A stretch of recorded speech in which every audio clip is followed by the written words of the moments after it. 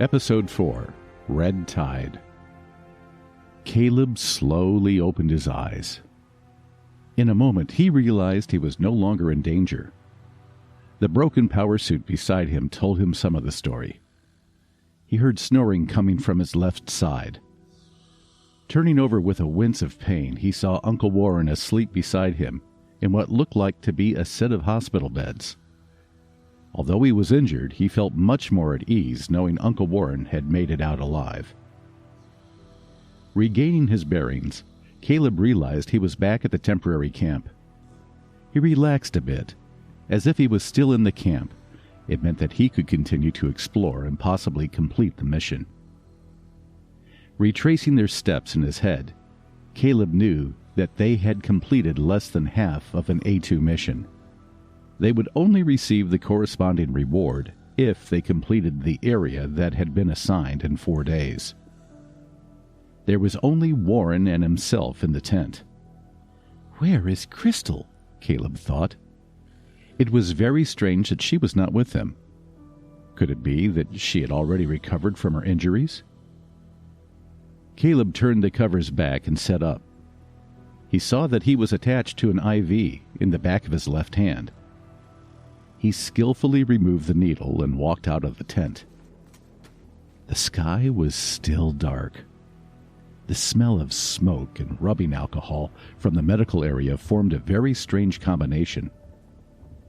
The exit of the camp was heavily guarded, but otherwise, the entire camp looked lifeless. "Who are you looking for?" The familiar voice made Caleb sigh in relief. He turned around and saw Crystal, still wearing her battle nanosuit. The tight nanosuit still accentuated her figure, but Caleb was not in the mood to appreciate it. This was no time for flirting. Too many men had died. Caleb scratched his head absently and forced a polite smile. "When I woke up just now," he began, "I didn't see you. I thought you must be awake, so I wanted to come out and look for you." Crystal rolled her eyes at Caleb and covered her mouth. "Did you really think I would be in the same tent with you?" Caleb did not like Crystal's attitude. Had he not fought alongside her? Was it his fault he was a rookie? He clenched his right fist, digging the nails into his palm. "They don't put men and women together, obviously," Crystal enlightened him. Realizing it wasn't intended as an insult, Caleb could not help feeling a little embarrassed. He took a deep breath and said, "Sorry. I guess I'm a little confused right now." "Well, I guess so," Crystal answered, with the hint of a kind smile. Caleb was just 20 years old, but what had happened yesterday was the most horrible experience he had ever had. This fact made him less able to process the ordinary things he was experiencing now. He wasn't sure where he stood now with Crystal or anyone else. "I still want to complete our mission. Is that even possible?" he asked. Crystal's expression changed. She looked more serious as she said, "Don't worry, Caleb. When Warren recovers, we'll continue exploring A2. However, with that bug tide in the city center, the military has already entered a large number of places. When the time comes, we just need to follow behind the military. Even after what happened yesterday, we'll be able to complete our mission in time." "The bug tide? I remember it was bombed." Caleb's understanding of the bug tide was limited to the mutated creatures that had been exposed to nuclear radiation. But there was more to it.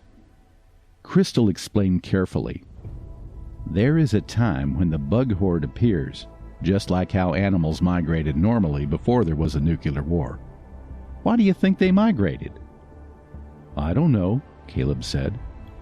"To reproduce and raise their young in greener pastures." "And?" Caleb didn't understand where she was going with her explanation.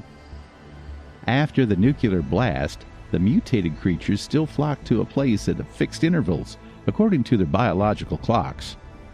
But not all bugs migrate at the same time. When they start gathering together and staying together out of cycle, then that's called a bug horde." "So what does it all mean?" Crystal continued, The appearance of the bug horde where we saw them must be due to a high-level energy source or a high-level creature summoning it. In Area C, right? Crystal's lip curled into a faint smile. Right. You're not bad.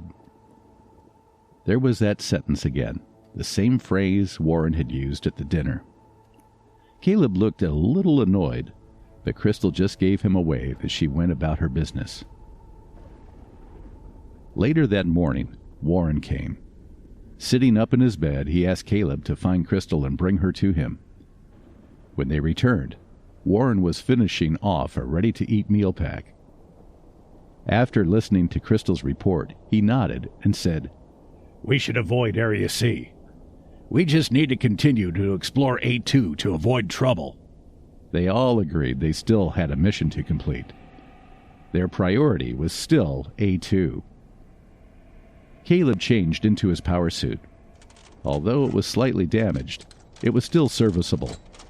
He went to the camp quartermaster to replenish his ammo and supplies.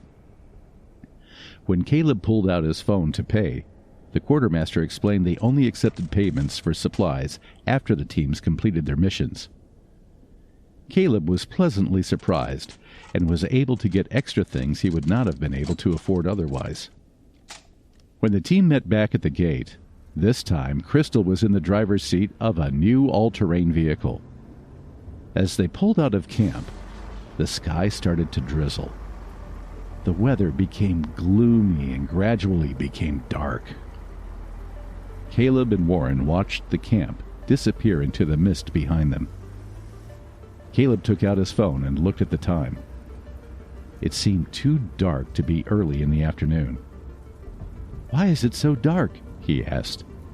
Warren reached out his hand and stopped Caleb from continuing. He said in a low voice, "Don't talk." Caleb turned off the vehicle lights.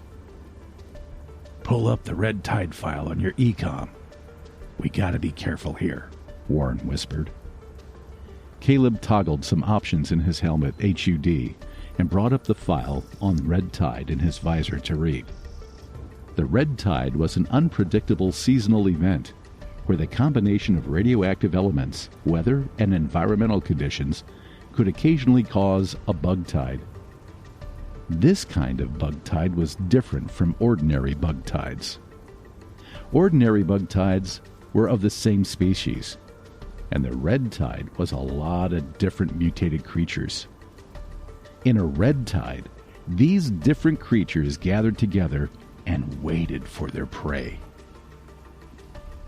The most obvious characteristic of the Red Tide was the sky suddenly darkened during the day, especially in the afternoon, as if it was night. Closing the file in his helmet HUD, Caleb heaved a sigh of relief, now that he understood what was going on. Those deformed creatures wouldn't come up automatically if they didn't move here. The team would wait until dawn and the danger would disappear. That would be the time for them to start exploring again. The public channel of the AMA suddenly came alive with a crackling sound. After a long time of static, a panicked voice broadcasted, "Area C! Area C! The Insect King has appeared! I repeat, Insect King has appeared! Requesting backup! Flying Eagle Squad requests backup!" Warren was startled. Crystal sighed. Only Caleb was unsure. Seeing that Caleb did not understand, Warren explained, "The Eagle Squad is the military. All of them are level 3 hunters. Now they have been attacked by the Insect King and they need help. Every team that receives the broadcast must go where they are." "So we have to go," Crystal finished for him. Hearing this, Caleb's heart began to pound. The three of them just survived a near-death encounter with the bugs, and now they were going into harm's way again. Judging from the weather, the Red Tide must have started in Area C. Even a group of level 3 hunters would not be able to deal with it alone. If they tried, it would be a suicide mission.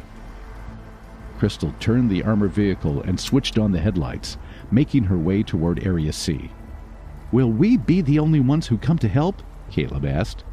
Warren chuckled, and Crystal sighed again. Well, she answered, I'm sure they will be there too. Warren said in a low voice, Yeah, they are definitely not willing to let the military have all the glory. Caleb did not understand and asked, Who are you talking about? Warren sneered and said, The other hunters, of course.